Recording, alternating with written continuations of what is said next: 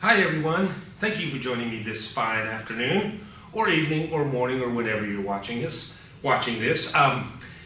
For my demonstration on how to make a pattern, I'm going to do a women's 12th century layout. I'm only going to do the bodice part and not the skirt in the interest of time.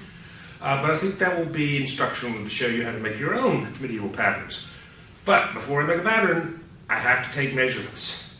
So that's what we're going to do in this, hopefully, quick little video, is show you how to take some very simple measurements if you haven't done it before for your medieval outfit. You will need to take measurements from something. I have a dress form here that I can use. You can use a person, obviously, yourself, which is a little difficult but can be done, or a loved one. If you don't feel comfortable doing it on another person, which is entirely possible, and you don't have a dress form lying around, I will have these measurements posted, so you are more than welcome to use my measurements. But I'm going to show you first what to do. Obviously, you'll need a tape measure.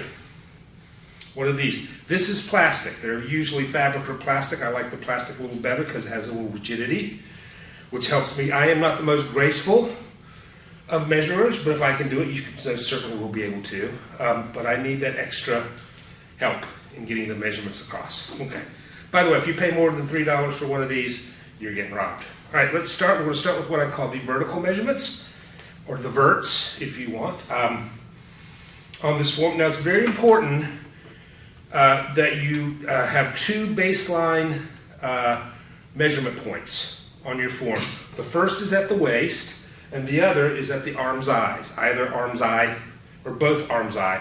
You should tie a string around them. If you're a person, you can just tie a string around here at the shoulder joint, and then one at the waist. You can see on this dummy, it already has a waist baseline, and you don't really need the arm's eye because there are no arms. So it stops right there, so you obviously know where to stop measuring. Okay, let's begin. We're going to spin it around. Our first vertical, kind of our vertical baseline, is going to be from about the nape of the neck to the waistline. So, let me get started here. So I'm going to put it right about there. And we're going to go down, and it's about 15.5. Now, because these are medieval garments, because this is 12th century, and the ones we are doing as well up until about the 14th century, they're fairly loose. There's a bit more what we call ease than normally what you would do. So they're not entirely fitted, so we're going to round everything up. So I said 15.5, we're going to make it 16. That's your first one. And you will write down waist to nape of neck, 16. Let's spin it around. Now this is a women's garment, so we have to take into account the shape and the form of the bust. So we're going to take and do from the bottom of the bust to waistline, which is about 3. That's where it's good to have a dress form. From the apex, it's about 5.5. We're going to make it 6. So bottom of bust to waistline, apex of bust to waistline are your first ones. Then to find out where the collar is, you're going to go from the hollow of the neck down to the waistline, which is about 14. Let me check my notes, make sure I'm getting everything right. Yep. And then, so you know where to put the sleeve, from underside of the arm, well, let's be honest, the armpit, to the waistline, which is about 6. Yes, again, remember I'm saying about. We have some fudge here. Because it's medieval, if you look at the pictures in the medieval lectures, lessons, and any kind of medieval site, you can see a lot of the women's clothing, particularly around 13th century or sooner, are going to be belted or have a corselet. That's where the fitting comes in. So these garments, these blayouts and these chemises and shaneses are going to be fairly loose. Okay, I think that's it for the verticals. It is. Now we're going to do the horizontals, or around.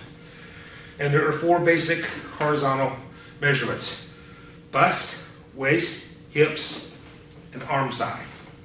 Now, if you're working alone, and you do have a dress form, generally you can pin into it. But this one, even though it has a fabric top, it's very hard. So I'm going to use Scotch tape to hold it in place. The good thing about it being a dummy is I can put this anywhere without saying sorry that I'm doing this. Going all the way around, If you can work in front of a mirror, do so. That way, I have two because I'm on either side because I'm in the makeup room. You can make sure that your measurements are straight. Whoops, that doesn't happen. You can kind of look at it there, keep in place. It's better for two people, but if you have, you do what you can. We're looking a little over 39, so we're going to say 39. Do that for the waist as well. I've already done the waist. What have I come up with? I've come up with 39 as well. And then the hips, again, widest part of the hips, that was 41 when I measured it. So I'm not going to waste your time and measure that again. Now the trickiest one on this one is to measure the arm's eye, or the armhole, sleeve hole, whatever. But really it's arm's eye. This one's tricky because I don't have an arm to wrap it around, so I've got to kind of loop it, and that's where the rigidity comes in handy. And I get there. If we're going to do it, I get about 20. So I'm going to go with 20. As you can see, I have a little bit of leeway in all of these things. So we're going to say 20. Okay. Now, we've gotten the verticals and the horizontal. Let's get some other helpful measurements. So you know where to put the collar, the relationship to collar to the sleeve. You want to get from neck to shoulder joint or arm's eye, 5 inches in this point. Even though it seems strange, you want to go apex to apex of the bust, which is about 8.5. We're going to leave that about 8.5 because that needs to be pretty specific. So from midpoint of breast to midpoint of breast. That's good to kind of find the relationship of where the bleout falls to the sleeve. Let me see what else. Oh, also, if we're doing a sleeve, we're going to have to, thank you for your help, I'll take it from here. We are going to have to do some measurements on the arm. So what I'm going to do is, I don't have arms, she doesn't have arms, so we're going to use mine in a pinch here.